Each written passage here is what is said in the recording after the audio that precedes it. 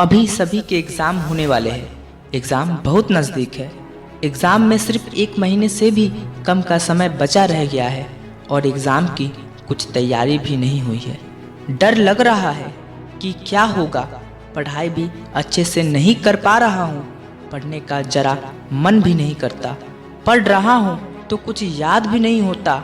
इस तरह की प्रॉब्लम्स आप सभी को आ रही होगी। इस तरह की बातें आपके दिमाग में हमेशा चल रही होगी।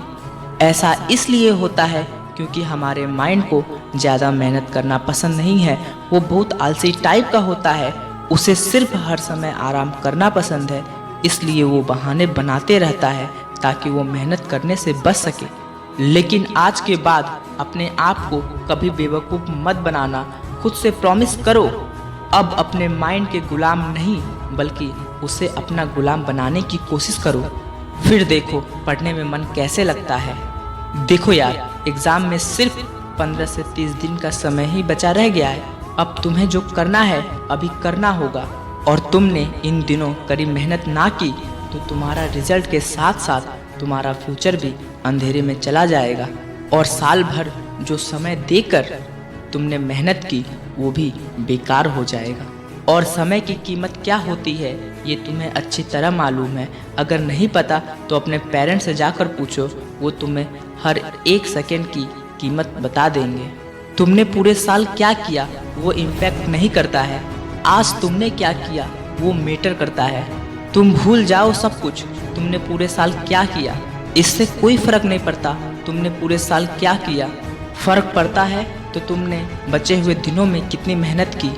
सच बता रहा हूँ, अगर तुमने मन लगाकर इन बचे हुए दिनों में कड़ी मेहनत कर ली तो तुम्हें अच्छे मार्क्स लाने से कोई नहीं रोक सकता, बशर्ते सिर्फ तुम्हें पढ़ाई करनी होगी। मेरी बात मानकर जो बचा हुआ समय है इस समय में मन लगाकर पढ़ाई कर लो।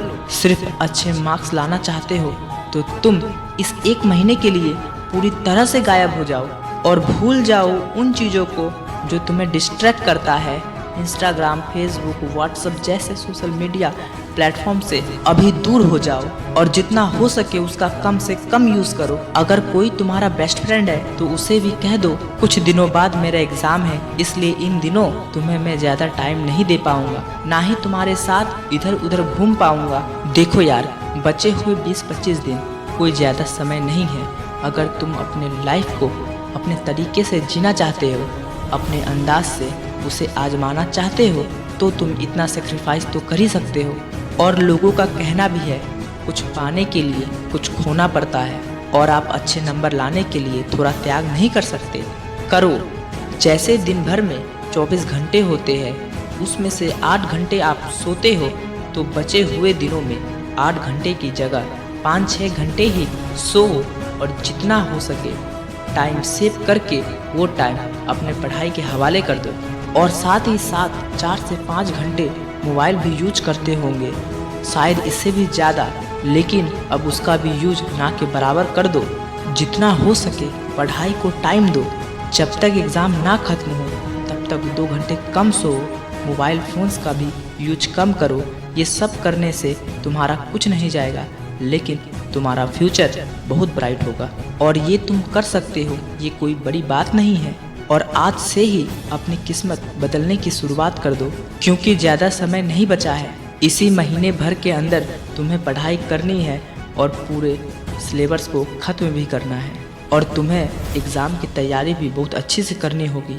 और एक बात, तुम एग्ज़ाम की तैयारी अच्छे से करना चाहते हो तो तुम किसी को मत बताओ या दिखाओ कि मैं पढ़ाई की तैयारी कर रहा हूँ या करूँगा। तुम एकदम खामोशी से अपने एग्ज़ाम की प्रिपरेशन को स्टार्ट कर दो। किसी को कानो कान खबर तक ना हो कि तुम पढ़ाई कर रहे हो। बाहर तो बाहर, अंदर के लोगों को भी पता ना चले कि तुम पढ़ाई की तैयारी कर रहे हो।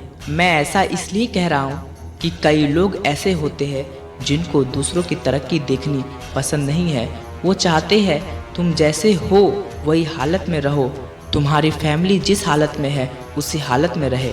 इसलिए पूरी शांति के साथ बिना शोर मचाए अपनी तैयारी में लग जाओ और इतनी मेहनत से पढ़ाई करो कि पढ़ाई भी कहे मुझे तुम्हारे साथ पढ़ने में मज़ा आ रहा है। अपनी जीत की तैयारी में लग जाओ बिना किसी को खबर दिए अपनी तरक्की की शुरुआत कर दो। एग्ज़ाम के दिन पेपर क्रैक करने पूरी फ्री माइंडसेट के साथ जाओ और एकदम मस्त एग्ज़ाम दे कर आओ। मान लो तुम्हारा एग्ज़ाम एकदम मस्त गया है, तुमने जितनी मेहनत की थी इसलिए बहुत अच्छा गया।